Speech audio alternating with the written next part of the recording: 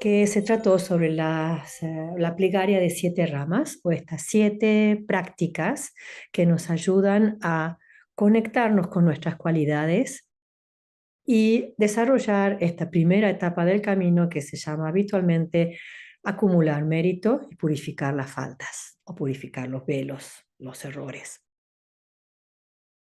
Y podríamos decir que toda la enseñanza de Buda se puede resumir en disciplinar las emociones perturbadoras. Cuando hablamos de disciplinar a la mente, no es que la mente tenga una característica negativa por sí misma, sino que por el contrario es una esencia plena de cualidades. Sin embargo, provisoriamente se ve velada o tapada por esto que llamamos las emociones conflictivas, a veces le decimos aflicciones, perturbaciones, en definitiva es esta palabra sánscrita, kleshas, y algunos traductores dicen, bien, si nos hemos acostumbrado a hablar de dharma, sangha, y hemos incluido varias palabras en sánscrito, deberíamos también incluir esta palabra klesha, o la palabra prajna, sabiduría. Pero vamos de a poco. Estamos en esta etapa de transición en donde las traducciones van a ir tomando sus formas hasta que quede un léxico establecido, no solo desde la erudición, sino sobre todo desde la experiencia meditativa. Entonces, porque me interesa sumar ahora esta información de las emociones perturbadoras, porque eso le va a dar contexto a todo nuestro entrenamiento en el camino. Vamos a poder darle sentido a esto que por ahora nos gobierna. Con algunos de ustedes hemos visto en uno de los capítulos del libro de Mingyur Rinpoche, Transformar la confusión en sabiduría, cómo nos informa de que habitualmente nos pensamos eh, como siendo dueños de nuestra propia mente, pero que en realidad los verdaderos dueños de una persona no entrenada son las emociones perturbadoras. Las emociones nos gobiernan. Y necesitamos encontrar un estado independiente, no independiente de los otros, sino independiente de nuestras propias emociones, un estado consciente que se sepa apoyar en las cualidades del amor, la compasión, la sabiduría, en vez de seguir apoyándose en estas emociones perturbadoras, que es como si alguien que usa anteojos, como ustedes saben que yo uso anteojos de lejos, y elige no usarlos y supone que lo que ve es cierto y se apoya durante años en esas suposiciones hasta perder la consideración de usar anteojos para ver lo que realmente hay ahí. Y podemos suponer que no sé qué escultura del jardín, en vez de ser la escultura de un animal, en realidad es la escultura de una que representa a una persona. Y yo durante años dije, esa es la escultura de un elefante. Y resulta que era de una persona, y por verla de lejos, lo que yo supongo que es, lo afirmo como un hecho. Bueno, cada vez que caemos bajo la influencia de las emociones perturbadoras, estamos suponiendo una realidad que no es tal. Y eso reafirma la ilusión o la confusión, el condicionamiento básico desde el cual después nos movemos en nuestras acciones cotidianas con el cuerpo, la palabra o con el pensamiento. Entonces, estudiándolas, nos vamos a poder conectar mejor con esas emociones tal como se manifiestan en nosotros, tal como las hemos acostumbrado a presentarse, y porque nos conectamos con ellas, podemos después trabajar con ellas. ¿Querés compartirnos la primera placa, Sonia? Es un mensaje muy sencillo y muy profundo que Su Santidad el Dalai Lama compartió hace poquitos días cuando fue su cumpleaños número 90. Y acá están expresadas los 4 puntos que él suele tener en cuenta cuando presenta el objetivo de su actividad en el mundo. Entonces, si bien es importante trabajar por el desarrollo material, es fundamental centrarse en alcanzar la paz mental mediante el cultivo de un buen corazón y la compasión, no solo hacia los seres queridos, sino hacia todos. De este modo contribuiremos a hacer del mundo un lugar mejor. Entonces ya aquí nos da una orientación de la importancia de meditar. Y esa práctica meditativa no estamos buscando una paz forzada, estamos buscando aceptar lo que sucede tal como sucede, en el momento en el que sucede, sin una mente que genere juicios o conceptos para poder actuar desde esa conexión con lo que sucede tal como sucede. Entonces, la manera de lograr una verdadera paz es conectarnos con nuestras cualidades inherentes. Esas cualidades inherentes, su santidad Dalai Lama las define como un buen corazón. Ese buen corazón va a expresar compasión, también va a expresar sabiduría. Y lo abre a no quedarnos en un círculo pequeño de las personas queridas, sino hacia todos. Cuando decimos todos, nos debemos incluir a nosotros mismos. Es decir, que ese buen corazón, el desarrollo de la compasión, tienen que estar dirigidos hacia nosotros mismos, considerando que nosotros somos ese conejito de Indias o ese laboratorio en donde vamos a explorar lo que después vamos a tratar de compartir con otros. Y esa va a ser la única forma o la mejor forma de ayudar al mundo. No importa si nosotros tenemos la capacidad de viajar a los lugares que hoy en día están atravesando grandes dificultades, o si nos quedamos en nuestro barrio o en nuestra casa o en nuestra provincia y diríamos, ¿de qué manera yo estoy ayudando a aquel otro que está a tantos kilómetros de distancia? Simplemente por haberme corrido de dañar y poder expresar mis cualidades inherentes ahí en donde me muevo. Entonces, con la aspiración de ayudar a todos los seres, ahí donde me muevo, quizás hoy hayan conectado a varias personas, pero no podríamos hablar de millones de personas, ¿no es cierto? Y entonces diría, todas las personas con las que no me conecté hoy, ¿no las estoy ayudando? Sí, las estoy ayudando. Por no haberles dañado, las estoy ayudando.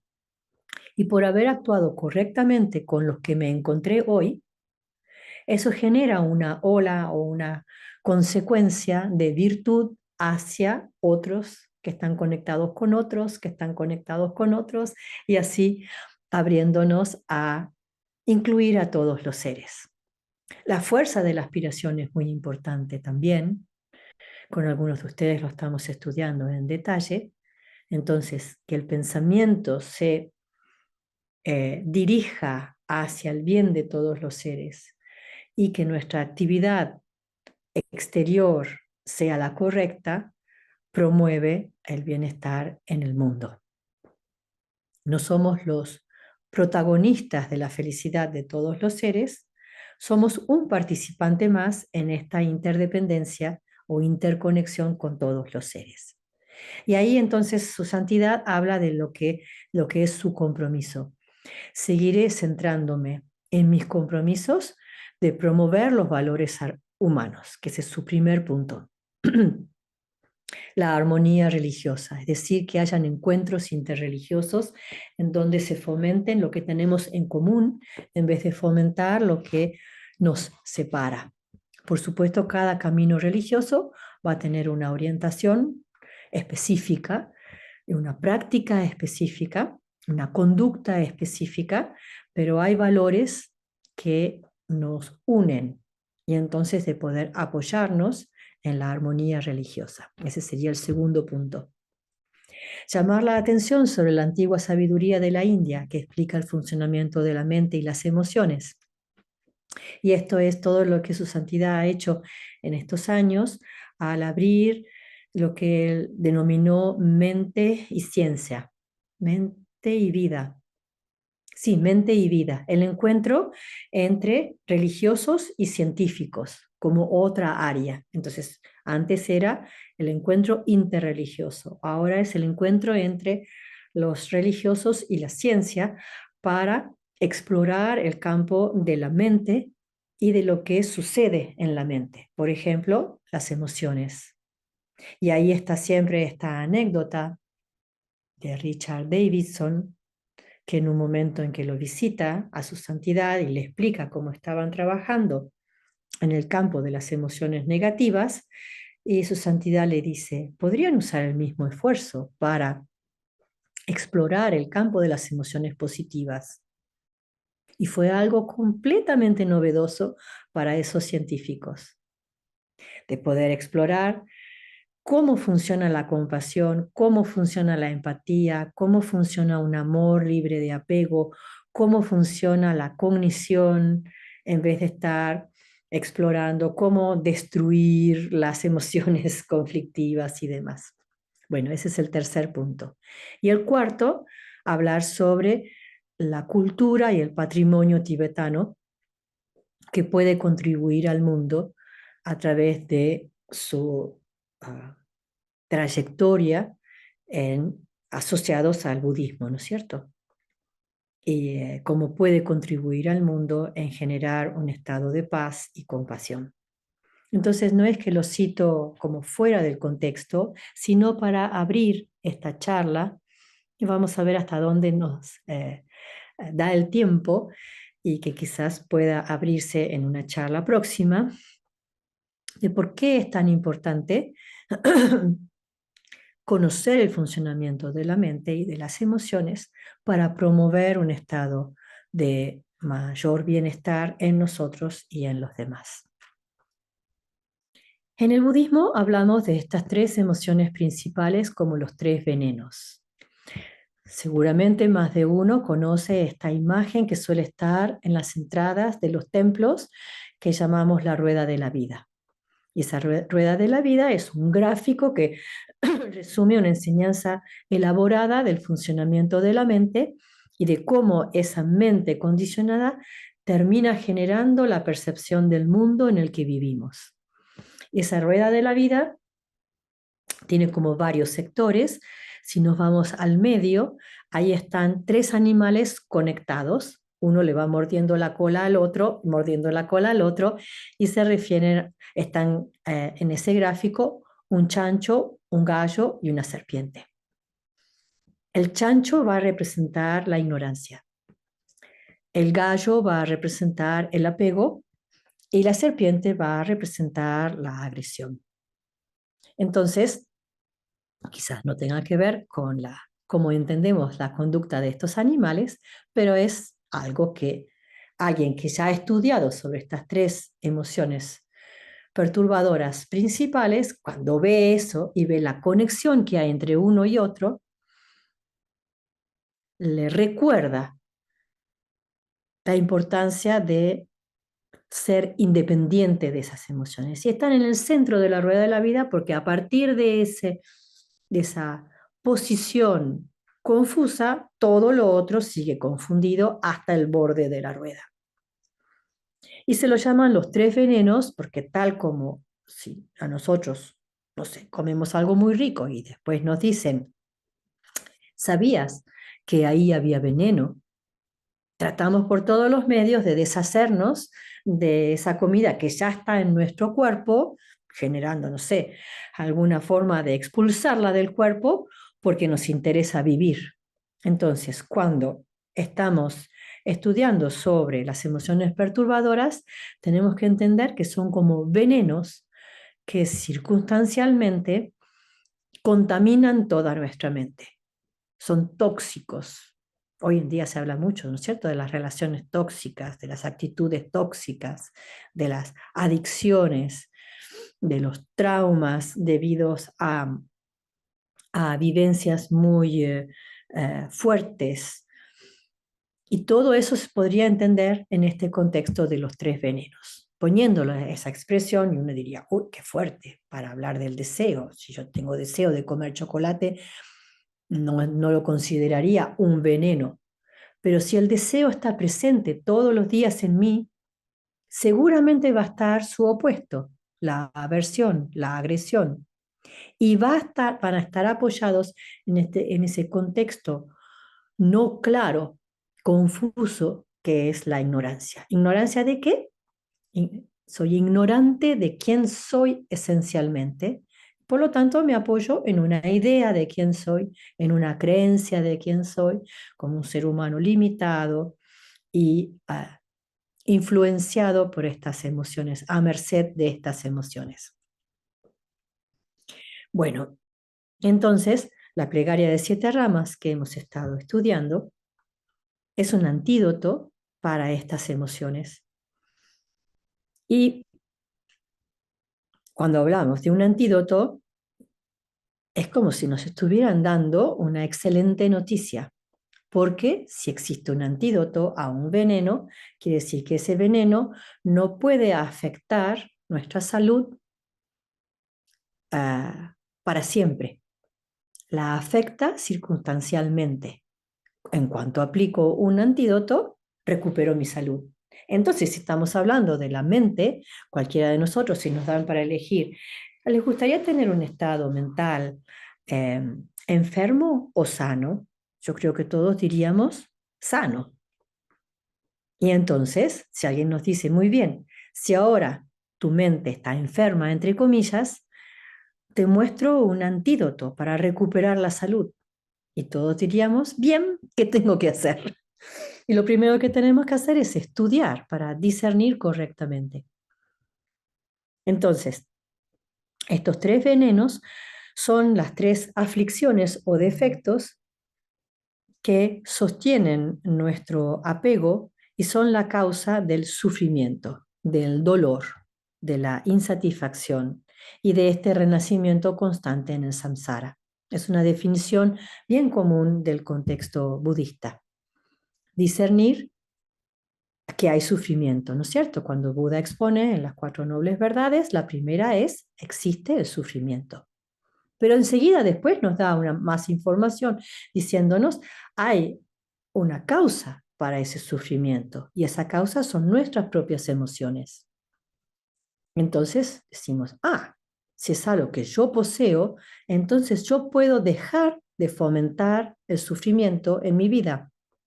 Es una buena noticia, ¿no es cierto? Y ahí aparecen el camino que lleva a la cesación del sufrimiento. Y la última, que es la cesación del sufrimiento como resultado de haber recorrido ese camino. Y es tan importante cuando, si yo miro a todos ustedes, tenemos ya una edad, algunos más jóvenes que otros, pero podríamos decir que hay una experiencia por haber vivido. Hay un discernimiento por haber pasado años en esta vida. Y necesitamos tener una maduración que condiga con un aprendizaje. No es tan importante tener 60 años como qué aprendí en estos 60 años, qué aprendí de mi experiencia, de mi manera de ser, no tanto de la tecnología o los paisajes, sino qué aprendí en estos 60 años acerca de quién soy esencialmente. Y hoy en día está de moda que en cuanto nos sentimos incómodos con nosotros mismos, la alternativa es distraernos. Pero para un practicante de un camino espiritual, para alguien que quiere darle sentido a esta vida, en cuanto nos sentimos incómodos con nosotros mismos, tendríamos que tener la habilidad de observar esa incomodidad, porque esa incomodidad nos está dando una información muy importante. Sentirnos insatisfechos, sentirnos no completos, sentirnos incómodos, y podríamos seguir buscando alternativas, nos está hablando de un impulso por conocer algo. Y resulta que eso que queremos conocer se parece más a algo que perdí que a algo que todavía no conozco. Pero lo descubrimos cuando nos damos la posibilidad de quedarnos con esa insatisfacción en vez de salir corriendo a entretenernos con algo. No les estoy diciendo de sufrir con ustedes a solas mientras se sienten insatisfechos, sino de tener las herramientas para poder observar esa insatisfacción sin incrementar el sufrimiento. ¿Me siguen, no es cierto? Entonces, cuando podemos observar, esa capacidad de observar algo con cierta objetividad la da la práctica de la meditación, ese estar con nosotros mismos, observando la respiración, observando algún objeto en particular, todas esas técnicas que estamos viendo los martes. Y eso nos da un cierto espacio entre lo que observamos y una posible reacción. Empezamos a ganar espacio y a ganar en oportunidades de ver cómo respondo a esto, cómo se siente la insatisfacción en el cuerpo, cómo se siente la insatisfacción en la mente. Esto que estoy sintiendo es parecido a lo que sentía la semana pasada, es nuevo, tiene una causa en algo exterior. Supongan, se me acabó el gas y hace frío. Y entonces va a haber incomodidad. Pero ¿es la falta de gas mi verdadera incomodidad? ¿O esta incomodidad en cuanto al ambiente más frío me habla de una incomodidad más sutil que hay en esa poca capacidad de adaptarme a lo que se presenta, tal como se presenta? Si sabemos que no nos vamos a morir por estar sin calefacción, ¿soy capaz de discernir cómo el gas, la falta de gas, es una condición que activa una causa interior, que es una insatisfacción más sutil? No sé si todos se preguntan esto, pero vale la pena probarlo. Y si vemos que, uy, esto es demasiado, nos vamos a un lugar donde hay calefacción y seguimos diciendo, bueno, voy paso a paso, voy poco a poco, de manera de no meterme en un campo que me queda grande en donde voy a sufrir más. Recuerden que la práctica espiritual no apunta a sufrir más, apunta a liberarnos del sufrimiento y tenemos que reconocer qué capacidad tenemos de relacionarnos con algo, pero tarde o temprano tenemos que conectarnos con esa insatisfacción existencial, porque ahí descubrimos que es más una añoranza de algo que perdí que de algo que no tengo, que me falta.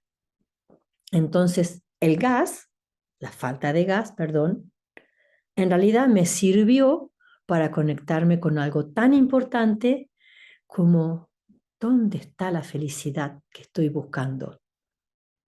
¿Dónde puedo encontrar esa liberación del sufrimiento que tanto deseo?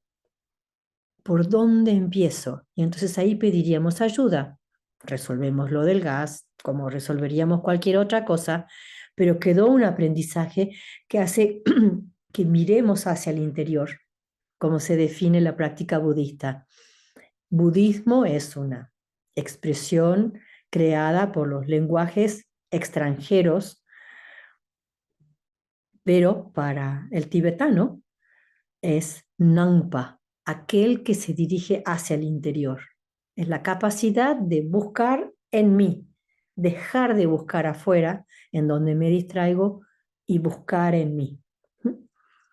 Entonces, estos tres venenos son los que sostienen nuestro apego. Va a haber uno de esos venenos que se llama deseo-apego, pero hay un apego esencial que está apoyado en una simple creencia.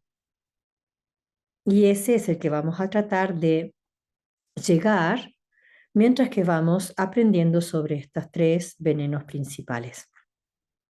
Bueno, vamos a ponerle al deseo algo un poquito más fuerte, pasión, como para entender que el deseo por el chocolate puede ir y venir, pero esto es la pasión algo que no me da tiempo para discernir y que yo simplemente reacciono a esa pasión. Puede tener los aspectos de apego, deseo, codicia, avaricia, y que están representados, como les decía, en el gallo. Luego está la agresión, sería lo contrario, el rechazo. De ahí podría surgir la ira, el odio, la malicia, y que es la aversión. Apego y aversión, como opuestos, representados por la serpiente. Y luego está la ignorancia. Un sinónimo podría ser ilusión, confusión, y que está representado por el cerdo o el chancho. Y esto se activa ante cualquier situación. Y eso es lo interesante, que podríamos dejarlo como algo para explorar de aquí a la próxima charla de agosto. Son 3 formas básicas de relacionarnos con cualquier cosa: un objeto, una persona, una situación o nosotros mismos. Me gusta, por lo tanto lo quiero. No me gusta, por lo tanto lo rechazo. Me da igual y por lo tanto es irrelevante. Por ejemplo, si les digo, ¿cuántas personas vieron hoy? Y ustedes podrían decirme un número si se conectaron con esas, a través de los ojos, con esas personas. Pero si los ojos, el órgano visual vio, pero no estaba acompañado por una conciencia visual o por una conciencia mental que discierna esas formas, no sabríamos cuántos. Si viajaron en un colectivo, en el subte o en lo que fuera, diríamos, bueno, eran muchas, estaba lleno, estaba más o menos lleno, pero claramente las caras de cada uno no nos quedaron en el recuerdo, porque no hubo un estado consciente que las retenga, ¿no es cierto? Entonces, me da igual. Todas esas personas con las que viajé, algunas me interesaron por cómo estaban vestidas, por cómo caminaban, por la apariencia de su cara, pero otras no me interesaron. O sea que es fácil discernir deseo, aversión o ignorancia, incluso recorriendo nuestro día y con personas que no conocíamos. Si tuviéramos tiempo para hablar entre nosotros, me podrían decir, sí, tantas personas sentí atracción, hacia tantas personas sentí rechazo, y hay otras personas que no las retuve. Y de ahí podría pasar a lo que comí, a los muebles que hay en mi casa, hacia las personas con las que interactué, más allá de un viaje, en mi trabajo, en lo que fuera, y hacia mí, hacia todos mis sentimientos, hacia todas mis maneras de pensar, de percibir la realidad, etcétera, en donde había apego o había rechazo o ni me di cuenta. Entonces, esto va a formar parte, como yo les decía, en esa rueda de la vida. Los animales están conectados. Hay uno que le agarra la cola al otro, el otro le agarra la cola al otro, por decir, somos un equipo. No podemos definirnos, soy una persona apasionada, porque si hay pasión, hay rechazo. Y si hay pasión y rechazo, hay ignorancia. En cuanto me moví a algo que no corresponde con una cualidad inherente, la pasión no es una cualidad inherente. El amor es una cualidad inherente. El apego, el deseo, la pasión, la codicia, etcétera, no es una cualidad inherente. Me moví en un campo que yo estoy suponiendo la realidad, no la estoy viendo. Entonces, en cuanto me moví a ese lugar confuso, ese lugar tiene las 3 características. Entonces me gusta, no me gusta, me da igual, es algo muy práctico para ustedes de ahora en más, en situaciones simples, como puede ser un viaje, en donde no interactúan con las otras personas que comparten el colectivo o el vagón, practiquen casi como un juego. Me gusta, no me gusta, me da igual. Me gusta, no me gusta, me da igual. Porque tenemos que conocer cómo hemos cultivado esa costumbre que quedó tan arraigada en nosotros, de manera que nos parecería la única forma de relacionarnos con el mundo. Y resulta que Buda nos trae esta buena noticia. No es la manera correcta de relacionarnos con el mundo, ni de relacionarnos con nosotros mismos. De esa manera nos vamos a encontrar siempre con el sufrimiento, más evidente, menos evidente, y de esa manera no vamos a llegar a la felicidad. Entonces, como decía mi maestro Boka Rinpoche, nuestra aspiración, quiero ser feliz, y nuestra acción se da en la espalda. Deberían darse el frente, deberían trabajar juntas. Quiero ser feliz y mi acción va en esa dirección. Bueno, nos damos cuenta ahora, por la información que nos da Buda, quiero ser feliz, estoy yendo para el otro lado. Entonces, ¿cómo voy a llegar a encontrar la felicidad si estoy caminando para el otro lado? Bien, cada una de estas palabras que les cité seguramente tienen un significado particular para ustedes, que puede estar apoyado en su nivel de razonamiento, pero sobre todo está apoyado en sentimientos y en sensaciones que no capta el intelecto, que son captados por otra parte de nuestra individualidad y que por eso la fuerza de las creencias tiene tanta fuerza.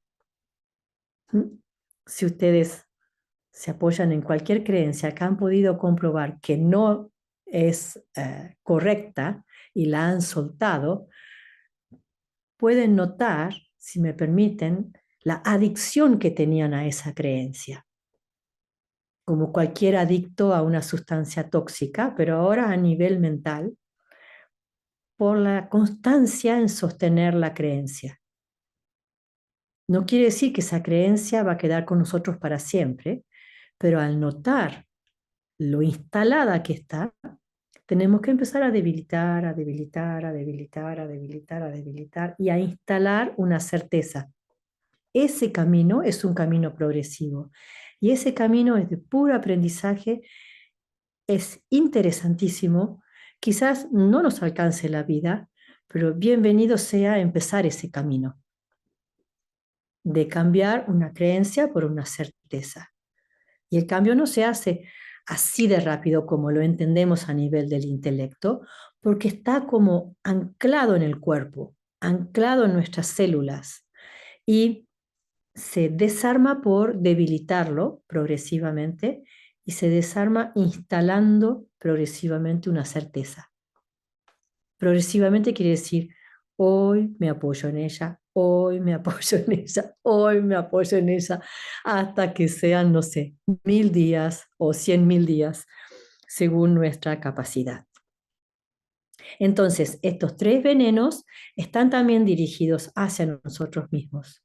Hoy en día que se fomenta tanto la admiración hacia otros y el descuido hacia nosotros, en ese descuido estamos fortaleciendo esto. Me gusta, no me gusta, me da igual. Y nos hacemos mal.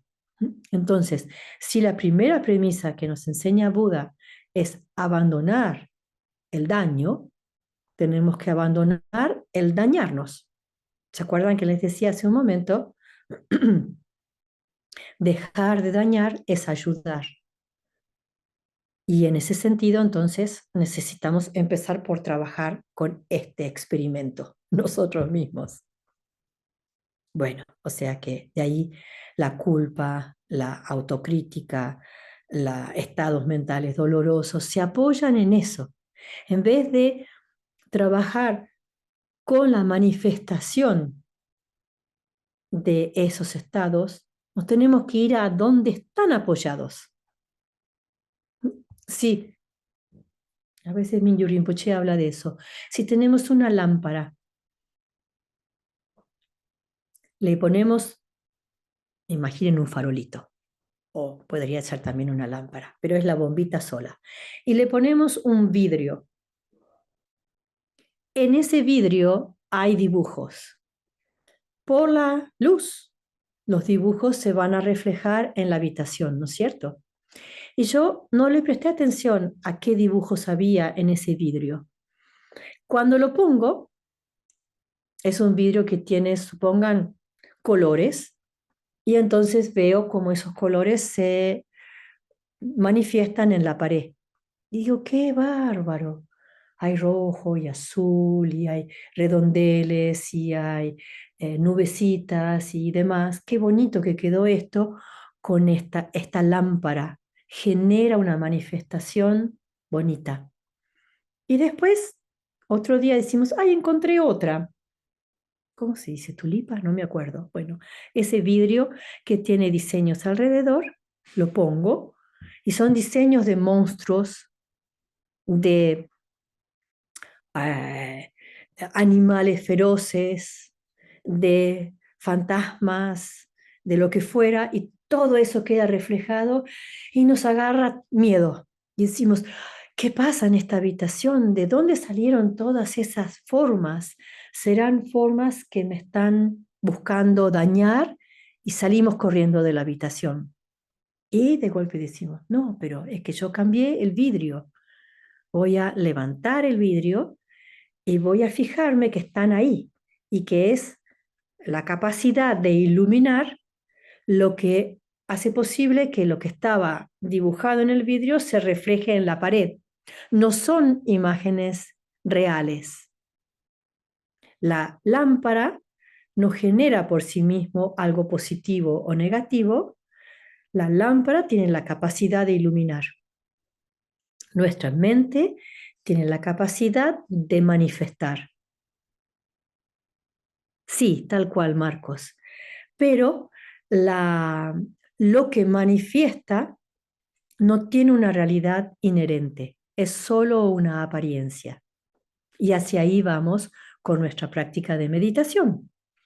Entonces, lo interesante de darnos la posibilidad de estudiar sobre esas emociones aflictivas es que estamos sin querer dirigiéndolas hacia nosotros mismos y como consecuencia manifestándolas hacia los demás.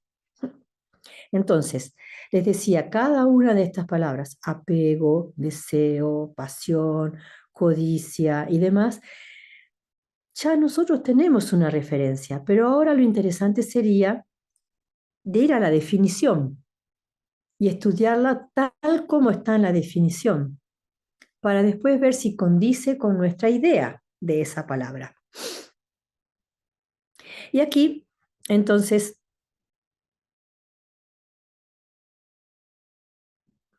dice, desde la perspectiva budista, la pasión está asociado a lo placentero.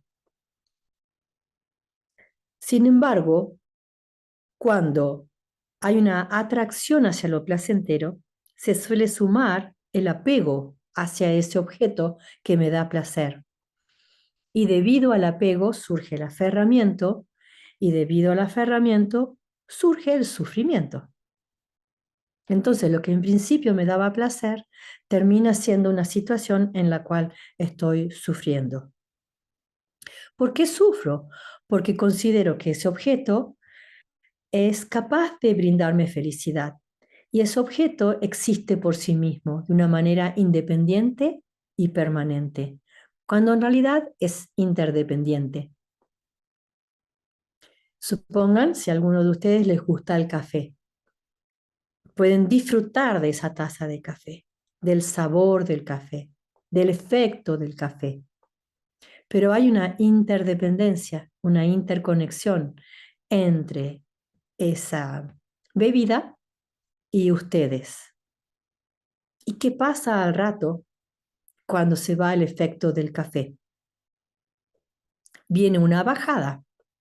Entonces nuestra práctica de meditación no debería apuntar a lograr un efecto como el del café, sino algo que trascienda lo transitorio, el cambio, que esté más allá de que si las condiciones que me brindan un placer cambian. El café es una condición. Mi capacidad de ser feliz es una causa que tengo en mí. Si yo sé que el café es impermanente, lo disfruto sin apego. Y cuando se fue el efecto del café, no me voy a tomar otro café, sino que tengo otras posibilidades de conectarme con situaciones placenteras, sabiendo que todas ellas son impermanentes. Pero si yo no cultivo primero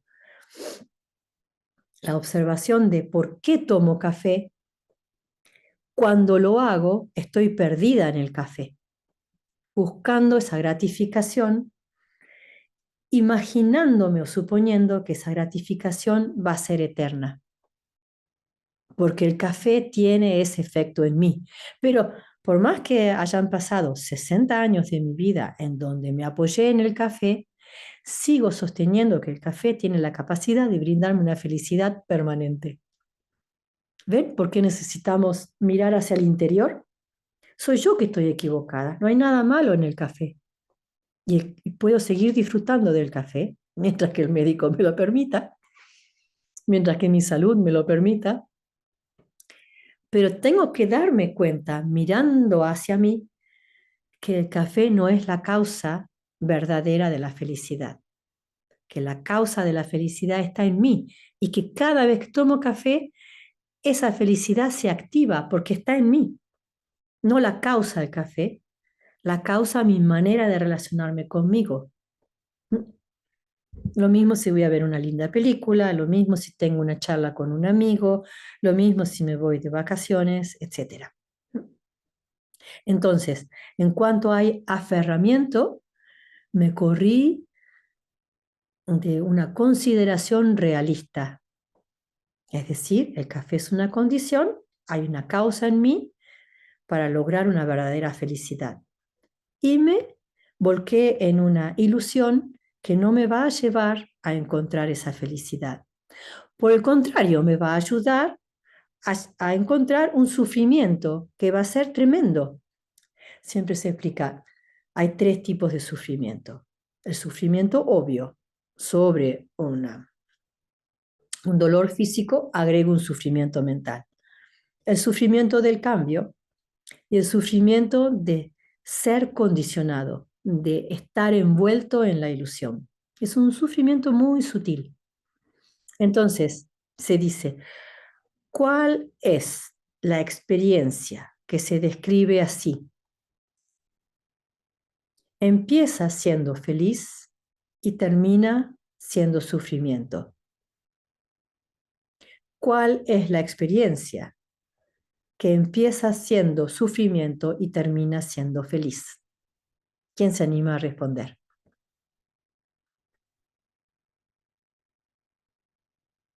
Les dije los tres sufrimientos. De esos tres, dos.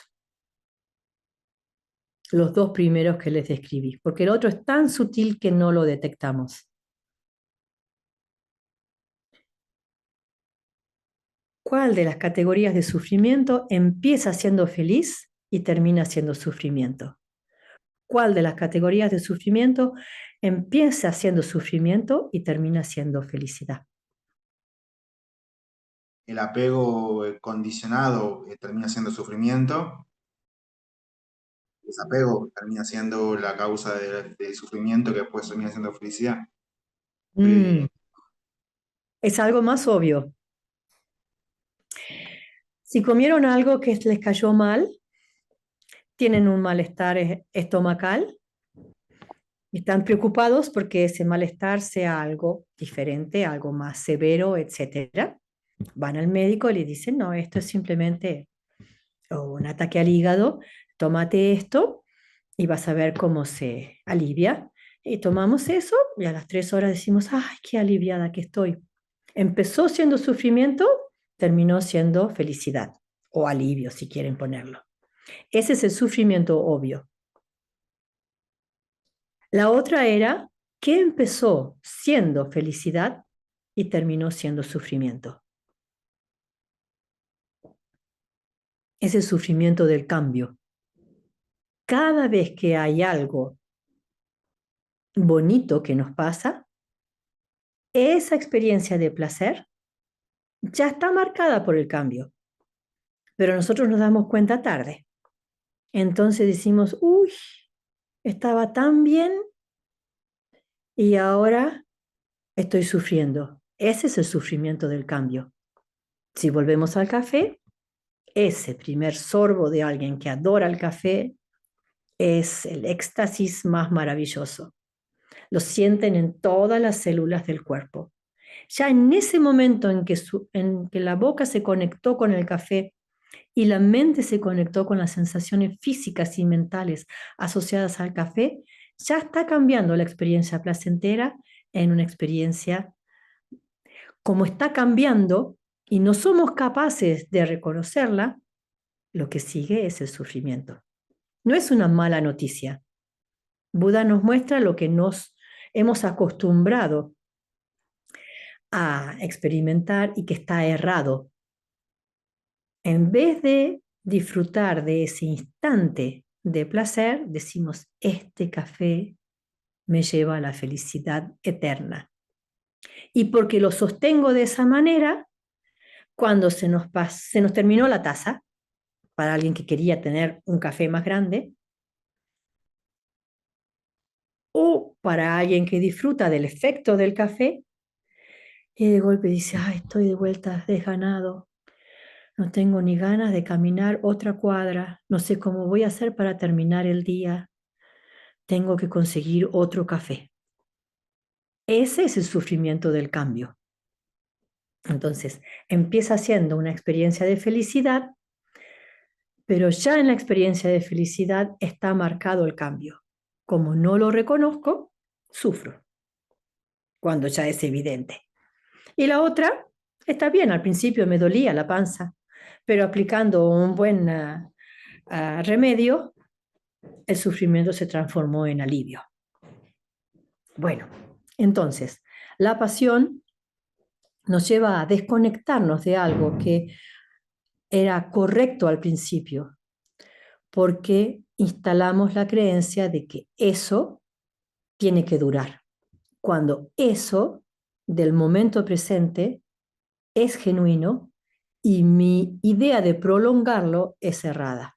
Por eso en la práctica de la meditación, conectarnos o educarnos en estar en el momento presente nos ayuda a correr todas las otras cosas que agregamos a algo que se presenta como placentero.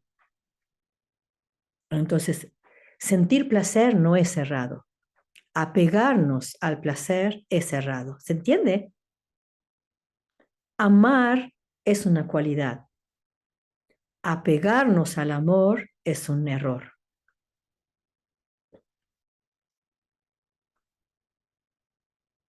Y ahí entonces tenemos como los primeros puntos para describir la pasión, el apego, el aferramiento.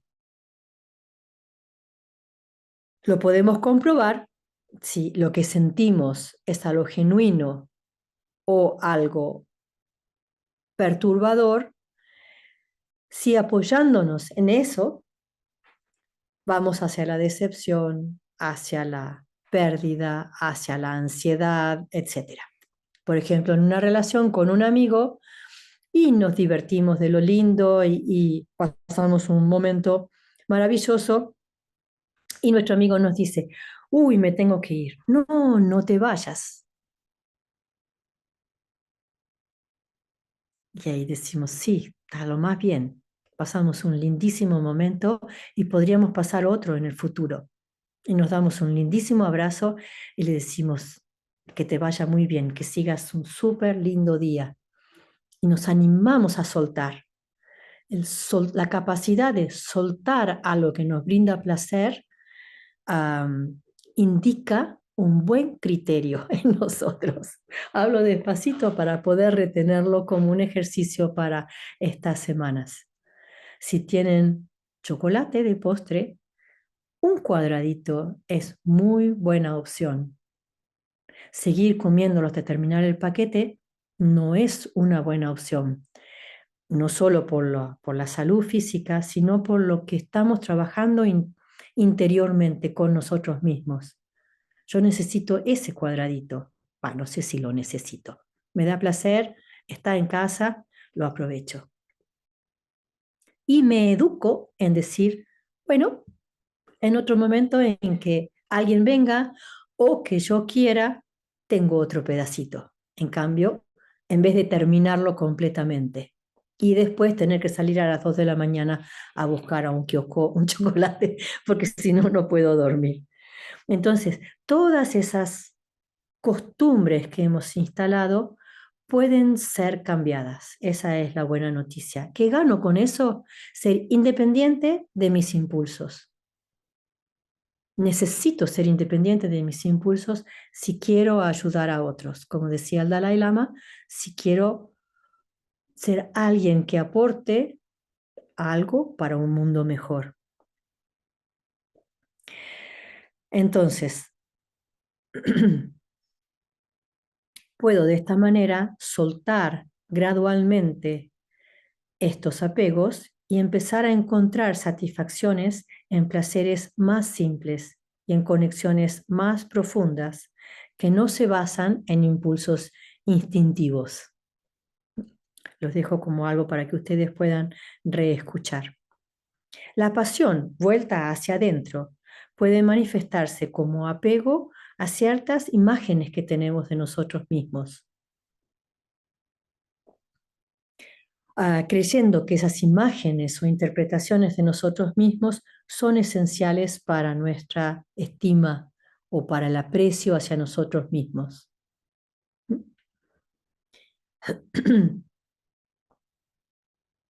Luego pasamos a la agresión. Desde el budismo entendemos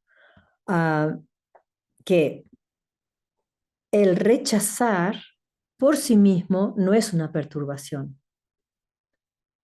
Un rechazo consciente surge de alguien que sabe discernir. Y podemos rechazar conscientemente, involucrarnos en algo que no deseamos involucrarnos más. O rechazar algo que otro está produciendo en la relación sin rechazar a la persona. Muchas veces en los entrenamientos graduales nos ejercitamos en eso, rechazar una conducta sin necesidad de rechazar a la persona que muestra esa conducta. Hace falta espacio, ¿no es cierto? Hace falta espacio en nuestra mente entre lo que está sucediendo y lo que se genera en nosotros, que empieza a aparecer a borbotones, como si fuera un volcán en erupción. Y porque ese rechazo está puesto en no dañar, en no generar una respuesta que dañe al otro. Y de ahí encuentro una actitud correcta. Las emociones nublan nuestro juicio y conducen a acciones destructivas y a un ciclo de represalias. Si entendemos que la ira y el odio son respuestas a las amenazas, podemos hacer una pausa y preguntarnos si una reacción agresiva es proporcional a la situación. Las prácticas de la atención plena y la compasión pueden ayudarnos a responder a los conflictos con sabiduría en vez de una agresión instintiva. Como un buen médico que no deja de conectarse con la persona, con el paciente, por más que ese paciente le muestre síntomas diferentes. Ese buen clínico, ese médico de familia a la antigua, sabe conectarse con la persona más allá de los síntomas que le presenta. Hoy en día que está todo más compartimentado, el médico suele relacionarse con el síntoma y olvida a la persona que está atrás de ese síntoma. Y la persona a los gritos le pide, no te olvides de conectarte conmigo. No me importa solo el síntoma, me importa este ser que está sufriendo, ¿no es cierto? No somos médicos, o quizás algunos de ustedes sí, no los conozco en detalle, pero lo digo simplemente para abrirnos de la profesión médica y establecerlo en cualquier relación con otra persona. sea un cliente, sea un amigo, sea un desconocido, de no olvidar la persona que está atrás de esa manifestación del momento pasajero. Y entonces una agresión vuelta hacia adentro vuelve a estar expresada en, supongan, la culpa o el rechazo hacia quienes somos, o una crítica muy severa hacia quienes somos, y a colocarnos en un nivel en el que tenemos que ser perfectos. Y si no somos perfectos, no estamos a gusto con nosotros mismos. En quejarnos o mm, agredirnos cuando fracasamos o cuando no hicimos algo tan perfecto como deberíamos haber hecho. De ahí surge el remordimiento y una sensación de que no nos corresponde ser felices. Imagínense decirnos o creer eso, lo dañino que puede ser hacia nosotros mismos, cuando Buda indica que todos los seres, por ser conscientes, tenemos la capacidad, el pleno potencial de ser Budas, de ser felices. ¿Mm? Y nos queda la tercera, voy un poquito más rápido como para redondear esta presentación, que es la ignorancia. Entonces, no es ignorar cómo se llama el río principal de Alemania, no, es ignorar quiénes somos esencialmente. Entonces, este es el veneno fundamental desde la tradición budista, la perspectiva budista, sobre el cual se van subiendo los otros.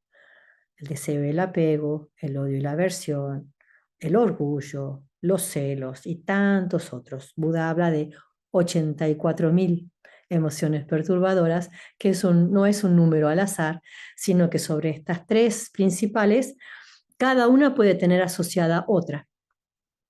Apego con orgullo, apego con odio, apego con celos, apego con otro. Y plum, plum, plum, se abren más opciones. Particularmente es la creencia en un yo permanente y en una existencia inherente en todo lo otro que no sea el yo, sean manifestaciones internas o la manifestación de los fenómenos externos. Entonces, una percepción errónea es la raíz de todos los sufrimientos. Podríamos empezar analizando esta ignorancia viendo nuestra tendencia a ignorar o a ser indiferentes a cosas que no nos parecen relevantes. Y eso nos va a permitir, o sea, está la ignorancia fundamental y algo que llamamos como un subproducto, me sale la palabra, que es la opacidad mental. La opacidad mental es esa falta de discernimiento, esa falta de cognición, esa torpeza mental, así como cuando no hemos dormido bien y que nos tropezamos físicamente. Bueno, esos tropiezos mentales, no podemos retener lo que nos están hablando porque no hemos dormido bien, o no podemos retener lo que teníamos que hacer en el día porque no hemos dormido bien. ¿Conocen esos estados? ¿Cada tanto les pasan? Bueno, ahí es una puerta de entrada para esta falta de discernimiento. Entonces, con esa falta de discernimiento, ¿cómo podemos ser capaces de discernir correctamente, de tomar decisiones correctas? Entonces, podrían empezar a observar eso en ustedes cuando hay indiferencia, cuando no se interesan por lo que les pasa o por lo que le está pasando a otro, cuando les da lo mismo. Y observen, porque siempre hay secuencias, que es lo que vamos a tratar de abrir en una próxima charla, de entender las secuencias. Porque si el resultado final es enorme, es exagerado, es riesgoso, yo puedo entender en la secuencia cómo observar el principio o a mitad camino. Y ahí tengo muchas más posibilidades de reparar lo que se está desarrollando en mí, como ese monstruo que se reflejaba en las paredes, en vez de dejar que llegue hasta esa zona de riesgo. Entonces dice, podemos cultivar la atención y la vigilancia para comprobar si somos capaces de tomar decisiones correctas. Podemos elegir no ignorar algo y tenerlo en cuenta. Podemos comenzar a percibir la interconexión de todas las cosas y la naturaleza impermanente de nuestras experiencias para estar más conectados con la realidad. Por eso practicamos la meditación, aprendiendo a no distraernos y a volvernos a la realidad tal como es. La ignorancia, vuelta hacia adentro, indica una falta de conciencia de nosotros mismos. ¿Vieron esas personas que tienen mucho coraje y no tienen sabiduría? El coraje tiene que estar acompañado de sabiduría. La compasión tiene que estar acompañada de sabiduría. Todo tiene que estar acompañado de sabiduría. Si no hay sabiduría, que es lo contrario de la ignorancia, podemos estar en situaciones de riesgo todo el tiempo. Si ustedes recuerdan alguna situación, yo a veces tomo como referencia una situación en donde siento que estaba completamente descuidada para entender lo peligrosa que puedo ser yo hacia mí y por lo tanto hacia los otros. Puede ser también subestimar nuestro potencial, dudar de nuestro potencial, sostener percepciones erróneas de nuestras capacidades. Podemos estar desconectados de nuestros sentimientos. Podemos estar desconectados de nuestras necesidades o de nuestras aspiraciones. Y podemos adoptar una vida que no se alinee con nuestros propósitos. Por eso me gustó compartirles esos propósitos de su santidad. Bien. Taishitu Rinpoche es uno de los grandes maestros de nuestro linaje y tiene una manera de enseñar que nos inspira. Acá nos está dando una enseñanza profunda de cómo relacionarnos con las emociones y que vamos a poder ir abriendo en los próximos encuentros. Cuando sentimos que cualquier tipo de excesivo deseo o apego, algo que es muy natural para todos, en lugar de verlo como un enemigo y algo terrible, o aceptarlo como algo maravilloso y deseable, simplemente déjenlo y observen ese estado mental que es visible y claro. Entonces se está tomando solo el ejemplo de la primera emoción que hemos estudiado hoy, que es un deseo excesivo, una fijación excesiva, un aferramiento excesivo, algo que cualquiera de nosotros podríamos decir, sí, lo sentí, forma parte de mi experiencia de vida. Entonces algunos dirían, otra vez estoy en este estado, no sé cómo salirme y sentimos que nos ha invadido el peor de los enemigos y que lo que nos está pasando es terrible. Supongan un adicto al cual no tiene esa sustancia que está necesitando, o algo maravilloso, supongan alguien que se enamora nuevamente. Un enamoramiento para el contexto de un practicante de la verdad es un estado perturbado. No somos dueños de nosotros mismos. Es maravilloso enamorarse, ¿no es cierto? Para alguien que eligió tener una vida laica, es maravilloso enamorarse. Pero el enamoramiento es algo de un momento. No lo podríamos sostener a lo largo de una vida con nuestra pareja. Hay otras cosas que van a fomentar una relación sana. Ese momento de enamoramiento, lo describe muy bien Sonsar Khyentse Rinpoche, es un estado perturbado, en donde no estamos en nuestros cabales, estamos perdidos en ese estado, no estamos perdidos en el otro, estamos perdidos en un estado emocional que no nos permite discernir la realidad tal cual es. Y es eh, cercano a lo que siente un adicto. Pero por suerte, alguien sensato se mueve de ese enamoramiento hacia muchísimas otras cualidades que se generan tanto en uno como en el otro. Pero aquí, si tu Rinpoche entonces toma el apego diciendo, para algunos es como algo terrible, para otros es algo maravilloso y que deseo que no cambie. Dice, en vez de tratar de sacárnoslo de encima o de seguir su influencia y perdernos completamente en ese estado, adoptemos una tercera opción, que es déjenlo tal cual se presenta y observen ese estado mental. Eso lo podemos hacer cuando hemos practicado un poco la meditación. Ese estado mental nos está mostrando algo que es muy interesante. Entonces dice, todos intentamos ver nuestra mente, pero no podemos. Es algo tan íntimo y a la vez no sabemos dónde está, no sabemos cómo es, sabemos nuestro cuerpo, pero no sabemos mucho de nuestra mente. Se dice, está tan cerca que no la podemos ver, como nuestro rostro. Necesito un espejo para ver mi cara o necesito a alguien que me la describa, porque yo misma puedo ver cualquier parte del cuerpo menos mi cara. Los ojos no tienen la capacidad de ver mi cara. Puedo ver un poquitito de mi nariz, un poquitito de mi mejilla, puedo ver mis pestañas, pero no puedo ver mi cara. Y así pasa con nuestra mente. Entonces, trae este ejemplo.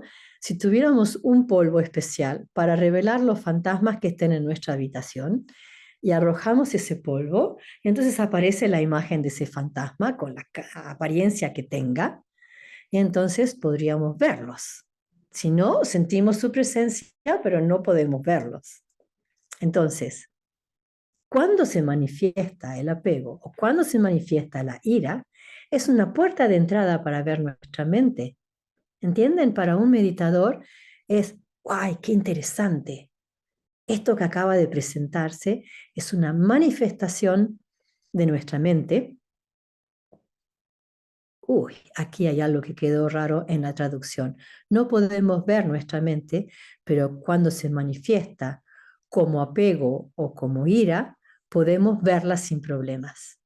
Lo interesante es no quedarnos aferrados a la manifestación de la emoción, sino entender cómo a través de la emoción aparece un estado consciente. Lo podemos ampliar en otra charla y por supuesto lo vamos a elaborar en detalle en la práctica meditativa. Entonces dice, en lugar de ver la emoción como algo negativo o verla como algo positivo y abrazarla y perseguirla, la observamos. Y así podemos ver la naturaleza de la mente, que en este momento se manifiesta negativamente, como el apego, pero que hay algo en el fondo de esa emoción que es perfecto. Esto que llaman la sabiduría del discernimiento. Se manifiesta de esa manera y es por esa manifestación que logramos transformarla. Lo que quiero presentarles aquí es que una vez que tenemos la capacidad de ver las emociones, de aceptar que aparecen porque nos hemos acostumbrado a considerarlas como parte nuestra. Entonces recién ahí podemos empezar a trabajar, ¿no es cierto? Como cuando un médico nos dice, hay, no sé, neumonía. No es un simple resfrío, es neumonía. No, esto es un simple resfrío, me quedo en cama y ya está. No hace falta tomar un antibiótico. Y nos explica los pros y los contras de elegir solo estar en cama a elegir tomar una medicación adecuada, alternativa o alopática o lo que quieran, ¿no es cierto? No me quiero meter en ese ámbito, pero estamos utilizando un remedio adecuado para tratar esa enfermedad.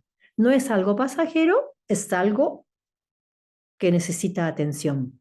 No es un resfrío, es una neumonía.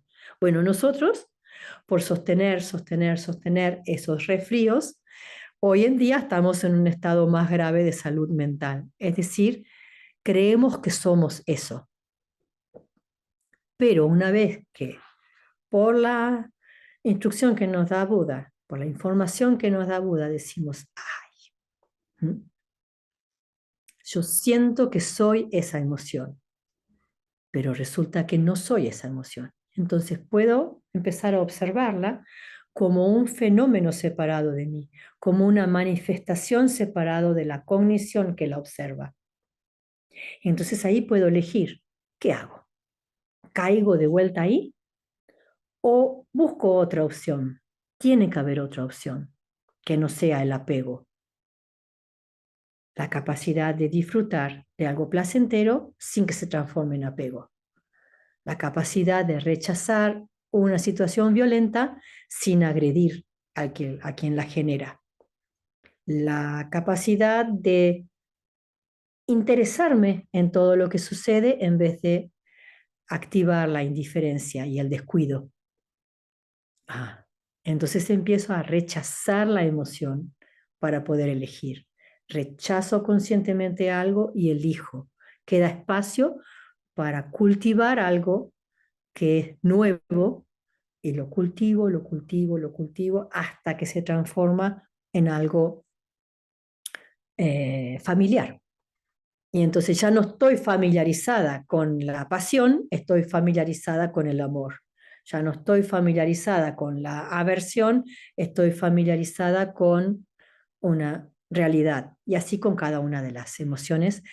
Y cada una de ellas tiene una sabiduría que está en su base, pero yo estoy viéndola mal. De vuelta, como no me puse los anteojos y supongo otra cosa.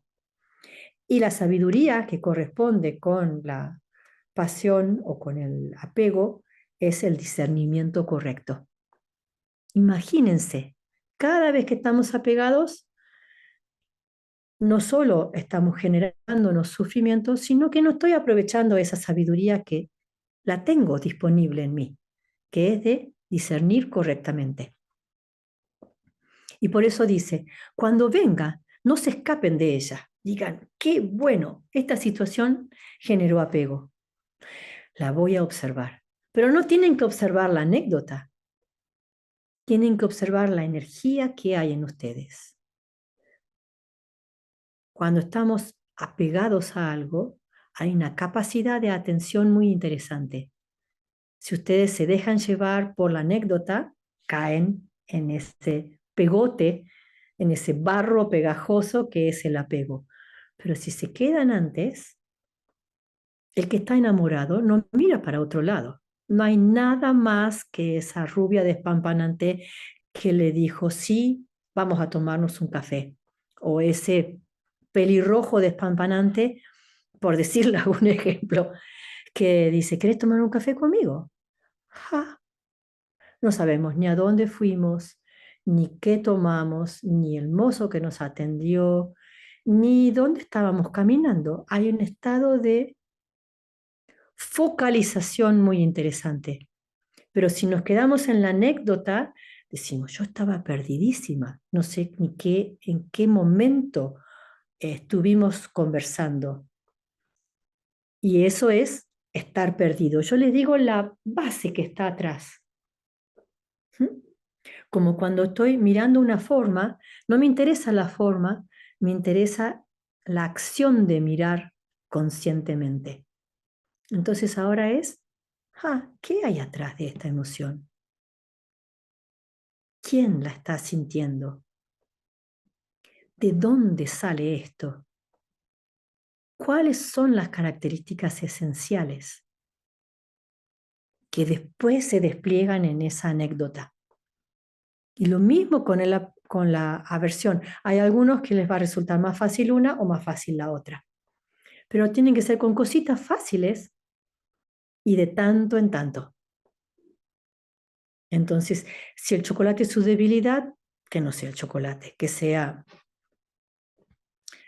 una, no sé qué podría ser, una mermelada. Si eh, ese pelirrojo despampanante es demasiado, entonces que sea una remera. Y así iban eligiendo cositas, cositas. Pasan por una vidriera y dicen, uy, qué lindo. Y siguen. Se sientan en su casa y dicen, ay, qué interesante esto que me pasó con la remera de la vidriera. ¿Cómo es? ¿Cómo se siente? Como empezar a tomar lo que aparentemente era para descartar como algo para aprender. Y entonces, cuando nos encontremos en agosto, les pido que anoten por aquí y por allá cositas para compartir y podemos hacerlo más charlado. ¿Mm? Bien, pensemos en todos los seres y sobre todo en aquellos que están sumidos en sus emociones perturbadoras, que no tienen el recurso de generar un espacio en su mente para conocerse mejor y que todos ellos, igual que nosotros, están buscando la felicidad y poder ofrecerles nuestro mérito, nuestra capacidad y nuestras aspiraciones para que encuentren esa felicidad. Sonam di tamche sikpa tobne nyepe dranam pamche ne kiega na ching balaba trukpa yi sipe tsole rowan rowara shu.